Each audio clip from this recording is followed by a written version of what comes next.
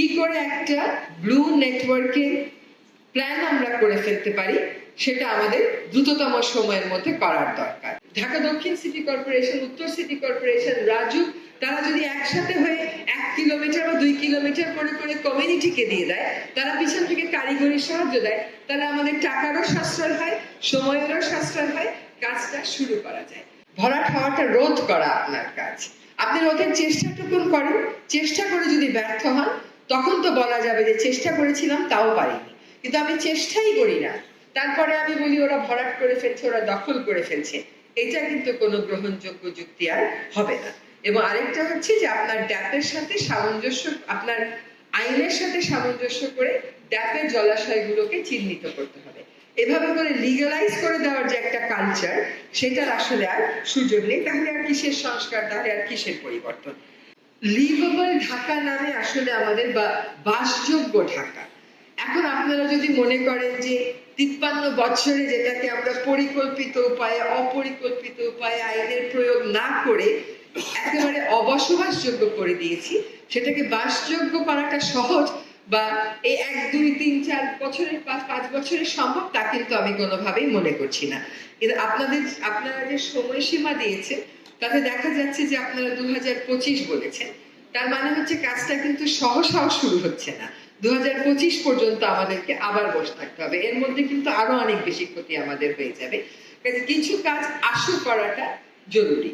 আমাকে যদি বলেন আমার মন্ত্রণালয় থেকে যে খালগুলো আছে সেগুলোর হয়তো অন্য সরকারি সংস্থা এই মুহূর্তে দায়িত্বপ্রাপ্ত হচ্ছে Dhaka north city corporation, Dhaka south city corporation.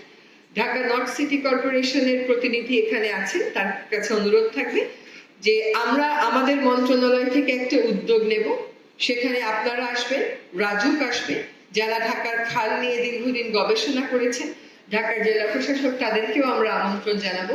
কি করে একটা ব্লু নেটওয়ার্কের প্ল্যান আমরা করে ফেলতে পারি সেটা আমাদের দ্রুততম সময়ের মধ্যে করার দরকার।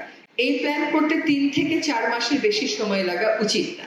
তারপরে আপনি বাজেটের কথা বলেন। হ্যাঁ, আমার কাছে প্রায় এরকম প্রকল্প আসে যে অমুক খালটাকে পুনর্খনন করতে হবে, দখল মুক্ত করতে হবে, কত টাকা লাগবে? 700 কোটি টাকা। একটা খালেই যদি আমার 700 কোটি টাকা যায়, তাহলে এতগুলো খালকে দখল মুক্ত করে এগুলোর সংযোগ স্থাপন করে একটা ব্লু নেটওয়ার্ক আমি কেমন করে ঠিক করব? তো এই জায়গাগুলো আমাদেরকে দেখতে হবে। আরেকটা বিষয় এসছে কমিউনিটি ইনভলভমেন্ট, এটা তো খুবই জরুরি বিষয় আমাদের জন্য। কমিউনিটিকেই আসলে দায়িত্ব দিতে হবে। দেখেন, যদি কমিউনিটিকে দায়িত্ব দেওয়া হয়, এই যে ঢাকার ফুটপাথ গুলোতে দেখবেন কিছু কিছু গাছ আছে, না রোড ডিভাইডার, সড়ক বিভাজন, কিছু কিছু গাছ আছে, মাঝখানে জায়গাগুলোতে মাটি দেখা যায়। এখান থেকে তো অনেক বেশি করে বায়ু দূষণ হচ্ছে। তো সেই মাটিগুলোকে আমাদের গ্রাস দিয়ে বা ঘাস দিয়ে কাভার করে দিতে হবে, তাহলে আমরা বায়ু দূষণ থেকেও বাঁচলাম। এইটা একটা সাধারণ বিষয়। এইটাও যদি সরকারি পর্যায়ে করতে আমার পরিকল্পনা, মহাপরিকল্পনা, অর্থ বরাদ্দ, ইআরডি, প্ল্যানিং কমিশন এগুলো লাগে, তাহলে আমি বায়ু দূষণের জন্য আরো আমার 2 বছর চলে যাবে। তার থেকে আমি যদি ঢাকা দক্ষিণ সিটি কর্পোরেশন, উত্তর সিটি কর্পোরেশন, রাজুক তারা যদি একসাথে হয়ে 1 কিলোমিটার বা 2 কিলোমিটার করে করে কমিউনিটিকে দিয়ে দেয়, তারা পিছন থেকে কারিগরি সাহায্য দেয়, তাহলে আমাদের টাকারও সাশ্রয় হয়, সময়েরও সাশ্রয় হয়, কাজটা শুরু করা যায়। কমিউনিটি ইনভলভমেন্ট কিন্তু এই যে বলে না, খাল উদ্ধার করলে আবার পুনর্দখল হয়ে যায়। কারণ আমরা তো আসলে কমিউনিটিকে এম্পাওয়ার করি না, আমরা তাদেরকে ভলেন্টারি রোলে দেখতে চাই। জনগণ সবসময় ভলেন্টারি থাকবে আর সরকার সবসময় প্রশাসক থাকবে।